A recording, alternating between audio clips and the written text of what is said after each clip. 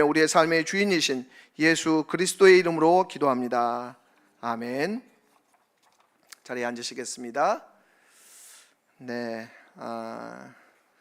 저희 참 교회마다 이렇게 예배드리는 순서라든지 분위기라든지 양식이나 이런 것들이 이렇게 다른 것들은 이제 보게 되는데, 저희 교회에 와서 참 새로운 것 중에 하나는 한 달에 한 번씩 성찬식이 있다라는 거예요. 그래서 이렇게 제가 이런 가운을 입고 이렇게 예배를 드리는데, 저도 그렇고 여러분도 좀 낯설지 않을까 그런 생각들을 해봅니다.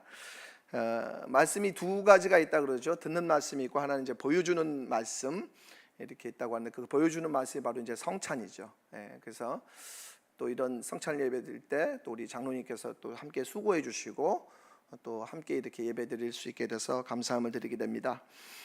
오늘 말씀의 제목은 복음의 생활이라는 제목인데요, 우리가 지난 시간 동안 이 데살로니가 전서 말씀을 통해서 복음의 공동체 또 복음의 관계에 대한 말씀을 들었습니다.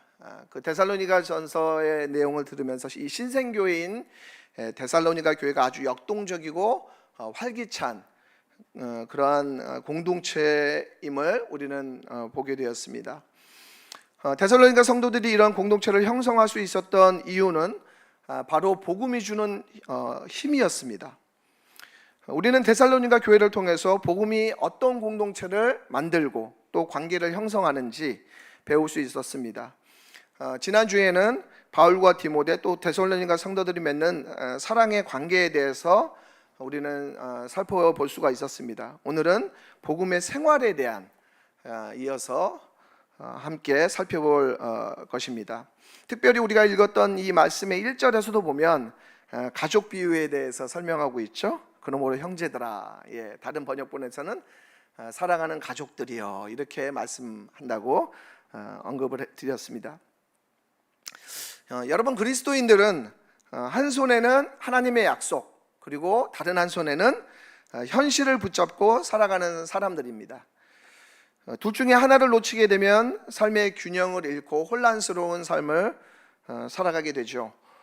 약속을 잃으면, 하나님의 약속을 잃어버리면 우리는 현실만 붙들게 되면 세속화의 길을 걸어가기가 쉽고요, 또 현실만 붙잡게 되면 우리는 이원론의 삶을 살아가거나 또 다른 문제를 양산하는 그러한 길을 걷게 될 것입니다. 그래서 어떻게 하면 우리 그리스도인들은 하나님의 약속을 붙잡으면서 또 현실을 살아갈 것인가를 늘 고민하게 되는 것입니다. 부르심에 합당한 삶을 살아가면서 또 현실적인 고민들을 해결해가는 것이 우리의 숙제라는 것이죠. 오늘 말씀의 주제는 그러한 하나님의 약속에 기초한 삶의 양식인 거룩에 대한 말씀을 이야기하고 있습니다. 거듭난 그리스도인들, 하나님의 백성들에게 요구되는 그런 삶의 양식이 있다면 그것은 바로 거룩함이죠.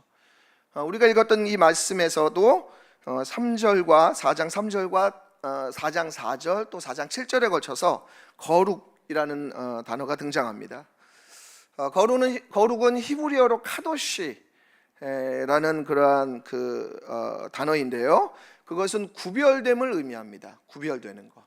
거룩은 구별됨을 얘기하죠. 그래서 구약에서 보면은 그러한 사람을 구별하고요, 또 음식을 구별하고 어떤 장소를 구별하고 이런 것들이 어떤 구별되는 것들이 나타나죠. 이 거룩은 성경 가르침의 핵심이고 또 하나님의 어떤 속성을 드러내는 것이 바로 거룩임을 알 수가 있습니다. 그래서 레위기 19장 2절의 말씀을 보면 너희 하나님인 나 주가 거룩하니 너희도 거룩해야 한다라고 말씀하고 있습니다. 하나님께서 거룩하기 때문에 또 하나님을 따르는 백성들은 그 거룩함을 닮아가야 된다라고 말씀하고 있는 것입니다. 근데 여러분, 거룩하면 좀 떠오르는 이미지가 어떤 걸까요? 거룩하면 뭔가 이렇게 엄격하고, 그죠? 뭔가 딱딱하고, 뭔가 이렇게 힘들게 뭔가 이렇게 이루어가야 될 것 같은 그런 것이 거룩의 이미지가 아니겠나 싶습니다. 그러나 오늘 말씀에 등장하는 그런 어떤 우리가 가지고 있는 이미지와 또 오늘 말씀에 등장하는 이 거룩의 모습은 약간 다른 것들을 우리가 볼 수가 되는데, 이것이 바로 어떤 신약으로 넘어오면서 거룩의 상황과 또 특별히 데살로니가 교회의 이 거룩을 어떻게 적용해야 되는지에 관한 내용이 있습니다. 오늘 본문을 이해하기 쉽게 좀 네 부분으로 나눈다면, 특별히 4장 1절과 2절은 하나님을 기쁘시게 하는 삶, 그것이 바로 거룩함이다 라고 얘기합니다. 그리고 그것에 대한 적용으로서 4장 3절에서 8절은 자신과의 관계, 이 거룩을 어떻게 자신과의 관계 속에서 적용할 것인지, 그리고 9절에서 10절은 이웃과의 관계, 그리고 11절과 12절은 사회 속에서의 어떤 거룩함의 관계, 사회와의 관계에서 이 거룩을 이야기하고 있는 것을 보게 됩니다. 사실 이 데살로니가 교회는 유구한 전통을 가진 교회는 아니었고 또 대형 교회도 아니었습니다. 그들의 삶과 신앙은 생명의 지표라고 할 수 있는 믿음, 사랑, 소망이 있었습니다. 뿐만 아니라 많은 환난 속에서도 흔들리지 않는 단단한 신앙의 사람들이었음을 우리는 알 수가 있었고, 또 그들은 아주 신생 어린 크리스천들이었지만 사람들에게 본을 끼칠 수 있는 아주 선한 영향력을 끼치는 그런 아주 훌륭한 모습의 사람들이었음을 우리는 지난 시간 살펴보았습니다. 이제 바울은 편지를 마무리하면서 부탁의 권면을 이야기하고 있습니다. 그러므로 형제들아, 우리가 끝으로 주 예수 안에서 너희에게 구하고 권면한다 라고 말씀하고 있습니다. 근데 그 권면의 핵심 주제가 뭐냐면 바로 거룩함이라는 것이죠. 그리고 그것이 바로 하나님을 기쁘시게 하는 것이다 라고 말씀하고 있습니다. 여러분, 우리가 거룩에 대한 이러한 추구는 단순한 어떠한 그 종교적 열심을 의미하지 않습니다. 종교의 특징은 뭡니까? 노력을 맹신으로 하는 거죠. 노력을 통해, 종교적 열심을 통해서 하나님을 기쁘시게 하는 것입니다. 그러나 여기서 바울이 얘기하는 이 거룩함은 우리가 하나님을, 그러니까 우리가 거룩하지 않아도 우리가 막 이렇게 애를 써서 하나님을 막 이렇게 기쁘시게 한다기보다도 하나님의 은혜를 받은 자로서 자연스럽게 나오는 하나님을 기쁘시게 하는 모습으로서의 어떤 거룩함임을 알 수가 있습니다. 이 차이를 여러분 아시겠어요? 이해하시죠, 그죠? 막 우리가 막 하나님을 막 이렇게 즐겁게 하기 위한 그런 차원이 아니다라는 것이죠. 만약에 그런 차원이라면 이것은 도덕주의에 빠지는 것입니다. 이것은 어떤 율법을 수행하는 것에 불과하다는 것이죠. 이것은 도덕적으로 해야 할 것과 하지 말아야 할 것들에 대한 목록의 차원이 아님을 우리는 기억하면서 이 말씀을 살펴봐야 할 것입니다. 이러한 바울의 권면은 바리새주의적인 그 완고함에서 구원해내는 것이기 때문에 중요하다는 것이죠. 바울은 거룩에 대한 구체적인 권면을 하기에 앞서서 거룩해야 되는 이유와 동기가 무엇인지 말씀하고 있습니다. 그것은 하나님을 기쁘시게 하기 위한 것이라는 거죠. 여러분, 우리가 누군가를 사랑하면 어떻습니까? 그 사람을 위해서 애를 쓰잖아요. 자식이 너무 사랑스럽기 때문에 그 아이를 위해서 음식을 만들고 그 아이의 건강을 살피고 그 아이의 정서가 어떠한지 이런 것들을 살피게 됩니다. 우리가 이성교제라고 연인이 생기면 어떻습니까? 그 사람을 기쁘게 하기 위해서 이렇게 선물도 주고 그렇잖아요. 저 사람이 나를 어떻게 잘해주지 않을까라고 애쓰기 위해서 우리가 어떤 선물을 주는 게 아니라 그 사람이 사랑스럽기 때문에 우리는 그 사람을 기쁘게 하는 것입니다. 마찬가지로 우리가 거룩해야 하는 이유는 바로 하나님을 우리가 사랑하는 모습으로서 거룩함을 우리가 드리는 것이죠. 그 거룩의 세 가지 요소를 오늘은 세 가지 주제로 얘기하는데, 첫 번째는 성이고, 두 번째는 형제사랑이고, 나머지 하나는 일과 관련된 이야기를 오늘 말씀에서 전하고 있습니다. 바울 사도는 거룩에 대한 이야기를 하면서 어떠한 제의라든지 종교적 실천을 이야기하지 않고 부부관계, 이웃관계, 사회관계에 대해서 말씀하고 있다는 것입니다. 일상의 아주 구체적인 삶에 대한 내용을 전하고 있습니다.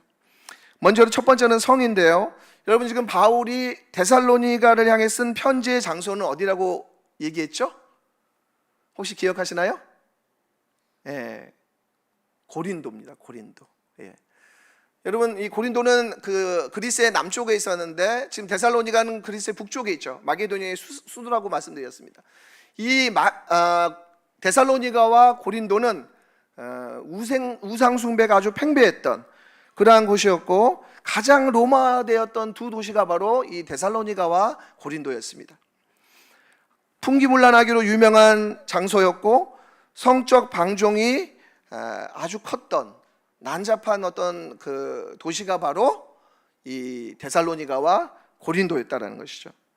특별히 데살로니가에는 카빌이라는 신을 경배했는데 이 신을 경배하는 방법이 바로 음행이었어요. 음란함이었습니다. 예. 그래서 로마 전체가 사실은 이 음란으로 몸살을 앓고 있었고 또 성적인 문란이 아주 종교화됐던 그러한 도시가 바로 데살로니가와 고린도였다는 것이죠. 그러니까 현관문을 열면 그런 어떤 그 분위기, 그런 문화 자체가 아주 가득했던 도시가 바로 이 두 도시였음을 우리는 알 수가 있습니다. 그랬기 때문에 사도 바울이 첫 번째 주제로 성을 언급하고 있죠. 4절 말씀을 같이 한번 읽어볼까요? 함께 읽겠습니다. 시작. 각각 거룩함과 존귀함으로 자기 안에 대할 줄을 알고 라고 말씀하고 있습니다. 사도 바울은 4절의 말씀을 통해서 성의 범위와 성의 방식에 대해서 말씀하고 있습니다.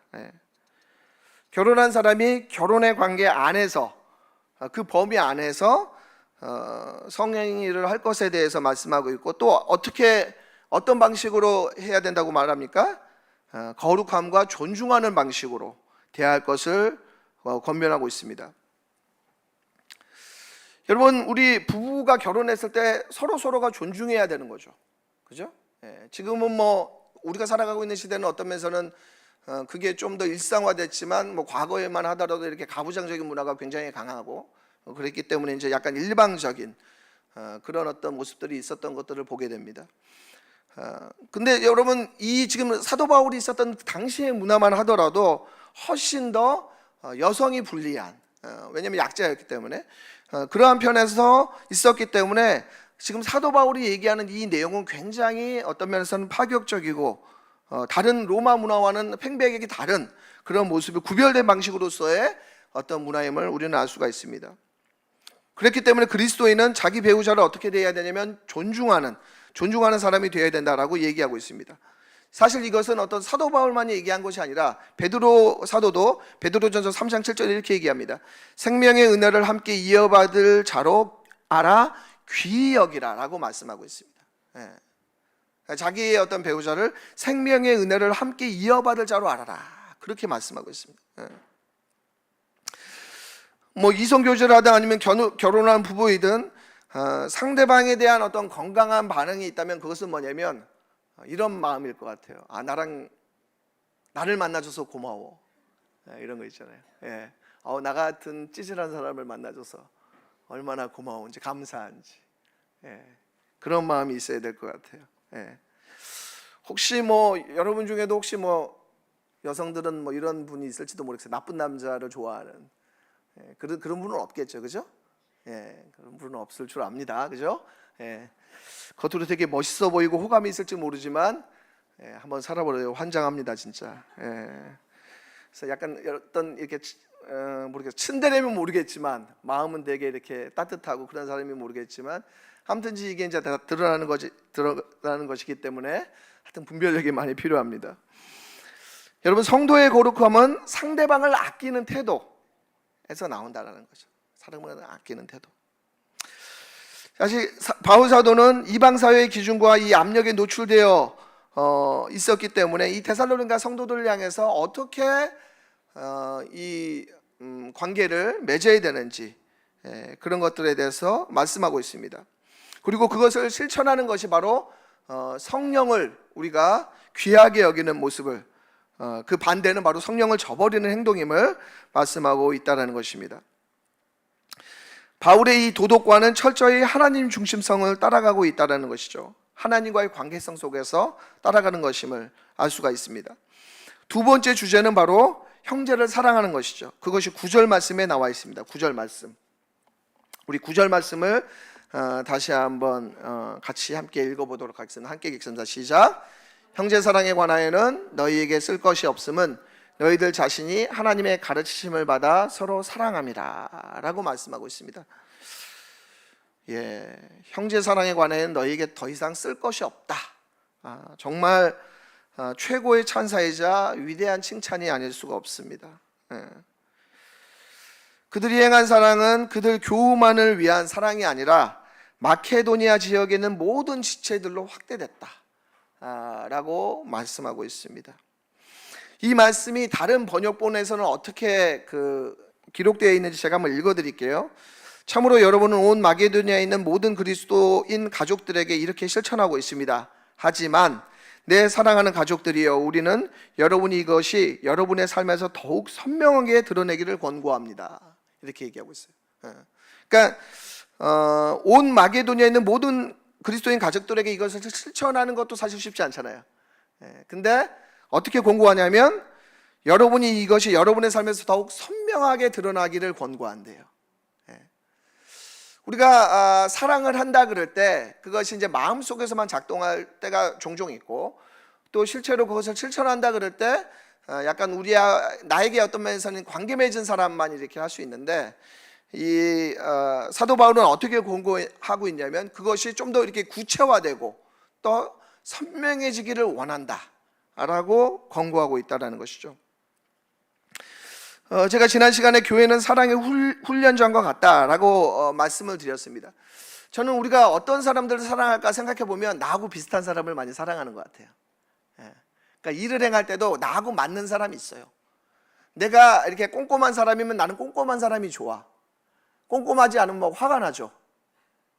막 화가 납니다. 꼼꼼하지 않으면.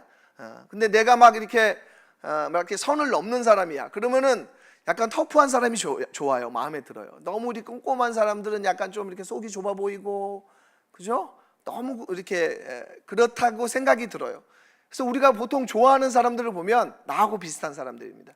근데 공동체에서 같이 일을 하다 보면은 나하고 비슷한 사람만이 아니라 다른 사람들을 반드시 만나게 되죠. 그리고 그런 사람들을 품는 게 우리 가운데 도전이고 또 믿음의 삶임을 우리는 이 공동체를 통해서 배우게 됩니다. 바울은 사랑장이라고 할 수 있는 고린도전서 13장에서 이렇게 얘기합니다. 너희가 구제를 많이 하고 산을 옮길 만한 믿음이 있어도 사랑이 없으면 아무것도 아니다 라고 얘기합니다. 여러분, 구제하는 것은 얼마나 대단한 일입니까? 그리고 산을 옮길 만한 믿음을 갖는다는 것은 또 얼마나 훌륭한 일입니까? 근데 사랑이 없으면 아무것도 아니래요. 사랑이 없으면, 사랑의 동기가 우리 마음 가운데 없다면 그것은 아주 부가치한 행동이고 일이 될 수 있음을 사도 바울은 얘기하고 있습니다. 이 스캇벳 박사를 혹시 아시는지 모르겠어요. 아직도 가야 할 길에는 아주 유명한 베스트셀러 책을 쓴 작가인데요. 이분이 이제 그 책에서 이런 얘기를 합니다. 참 사랑은 사랑의 느낌에 뿌리를 두는 것이 아니다라고 얘기합니다. 참 사랑은 사랑의 느낌에 뿌리를 두는 것이 아니다. 그러니까 사랑에 빠지는 경험은 일종의 환상이다. 이렇게 얘기합니다. 오히려 참 사랑은 사랑하는 느낌이 없는 관계에서 생기기도 하고 사랑의 행동을 할 때 일어난다고 이야기하는 것이죠. 그러니까 중요한 건 뭐예요? 행동이라는 거죠. 행동하는 만큼 그것이 사랑이라는 것입니다. 그런 측면에서 이 데살로니가 성도들은 사랑이 뭔지를 알았어요.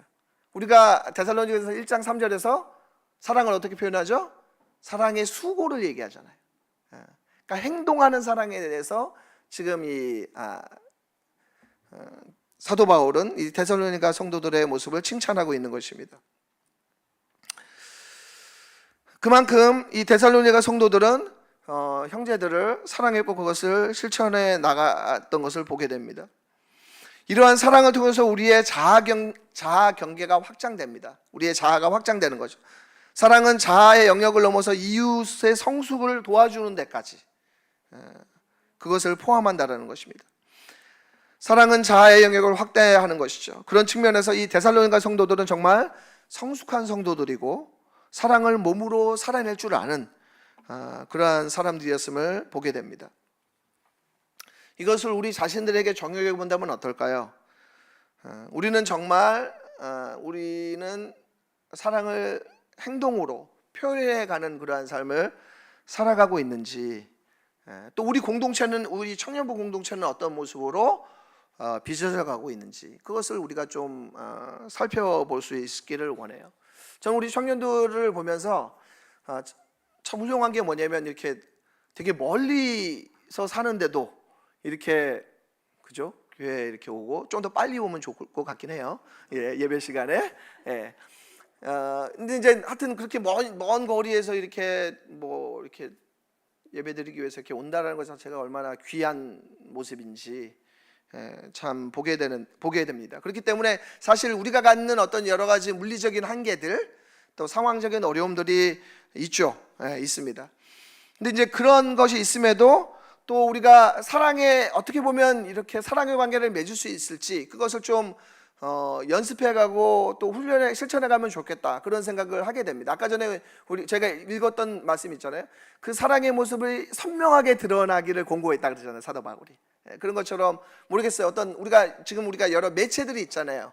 뭐 카카오톡도 있고 여러 SNS나 이런 것들을 활용해서 어떻게 하면 또 우리가 서로를 마음을 써서 서로에게 마음을 열고 또 관계를 맺고 알아가는 것들, 그런 것들이 우리 가운데 요구되는 또 모습이 아니겠나라는 생각들을 해보게 됩니다.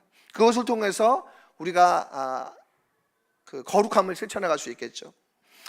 세 번째로 사도 바울이 데살로니가 성도들에게 전하는 거룩한 삶의 마지막 권면은 자기 일을 성실히 하라는 것입니다. 예, 그것이 11절에 나오는데 우리 11절 말씀을 같이 한번 읽어보도록 하겠습니다. 함께 읽겠습니다. 시작. 또 너희에게 명하는 것 같이 조용히 자기 일을 하고 너희 손으로 일하기를 힘쓰라 라고 이야기하고 있습니다. 예, 힘쓰라. 한마디로 얘기하면 책임지는 삶을 살아가는 것입니다. 다른 사람에게 짐이 되면 안 된다라는 거죠. 흔히 말해서 민폐를 끼치는 삶이 되면 안 된다. 저도 참 저에게 도전이 되는 것 중에, 해야 되는 것 중에 하나는 뭐냐면 저의 건강 관리예요. 제가 만약에 아프거나 그러면 민폐가 되잖아요, 가족들에게. 그죠? 그러니까 우리가 누군가한테 이렇게 짐이 되지 않도록 우리가 어떤 동기 자체가, 여러분 우리가 읽진 않았지만 12절에 우리가 왜 성실히 일을 해야 되냐면 외인에 대하여 단정히 얘기하고 아무 궁핍함이 없게 하려 합니다. 여러분, 좋은 사람이 어떤 사람이에요? 좋은 이성이 어떤 사람일까요? 성실한 사람입니다. 그죠? 누군가한테 이렇게 짐을 던져주고 부담이 되면 안 되겠죠. 그죠? 그것이 바로 참된 사랑의 표현이 되는 것입니다. 물론 이것이 뭐 오늘날에는 여러 가지 구조적인 문제도 있죠. 뭐 실업 문제라든지 그런 어떤 뭐 복지와 관련된 이런 부분들이 되게 어떤 구조적인 문제도 있지만, 여기서 사도 바울이 얘기하는 것은 그런 것을 얘기하는 것이 아니라 게으름의 문제. 그죠? 이 데살로니가 성도들이 처해 있던 어떤 종말론을 앞두고 이렇게 일하지 않으면서 게으름을 피웠던 사람들을 향해서 사도 바울이 지금 권면하고 도전하는 그런 측면의 이야기인 것입니다. 그런 측면에서 형제를 악용해서, 흔히 말해서 뭐 경제학적 용어로 도덕적 해이라 그러는데, 그런 것들을 이용해서 일을 하지 않음을 통해서 이렇게 살아가는 그런 사람들을 향해서 지금 사도 바울은 도전하고 있는 것이죠. 조용히 자기 일을 하라는 것입니다. 일을 얻어서 마땅히 책임 있는 그런 삶을 살아가라 라고 얘기하고 있습니다. 이 사도 바울은 데살로니가 교인들의 게으름은 분명히 어떤 열광적인 흥분, 그리고 그것을 가라앉고 오히려 일상 가운데서 충실한 삶을 살아갈 것에 대해서 도전하고 있는 것이죠. 빈둥거리지 말고 떳떳하게 살면서 자신의 문제를 책임성 있게 감당할 것에 대해서 사도 바울은 권면하고 있습니다. 그리고 자신의 생활비를 벌어서 살아가는 것이 바로 사랑의 표지라고 말씀하고 있는 것이죠. 의존적인 삶이 아니라 자기의 삶을 성실하게 살아가는 것, 그것이 바로 사랑의 표현임을 다시금 이야기하고 있습니다. 그런 측면에서 바울은 자신의 일에 전념하라라고 이야기하고 있고, 그것의 두 가지 유익은 뭐냐면 바로 12절에 제가 아까 읽었던 것처럼 불신자들에게 존경을 얻고 또 동료 신자에게 짐이 되지 않는 것, 그런 이유로 그렇게 하라는 것입니다. 이러한 하나님을 기쁘시게 하는 것은 단순히 교회 생활에만 국한된 것이 아니라 참된 거룩은 바로 예배당을 넘어서 우리 일상 가운데서 성실하게 살아가는 것, 그것이 바로 거룩함이라고 이야기하고 있습니다. 데살로니가 교회를 통해 알 수 있는 이 거룩함은 바로 결혼, 이웃관계, 직업이라는 영역에서 보다 잘 드러내주고 있습니다. 거룩은 어떻게 보면 날마다 일어나는 인간 체험의 일부라고 볼 수가 있습니다. 하나님을 기쁘시게 하는 거룩은 정리하자면 성적인 부도덕을 피하는 것이고, 또 동료 그리스도인들을 사랑하는 것이고, 또 일하는 영역에 있어서 믿지 않는 그러한 사람들에게 모범이 되는 그러한 것이라고 할 수가 있겠습니다.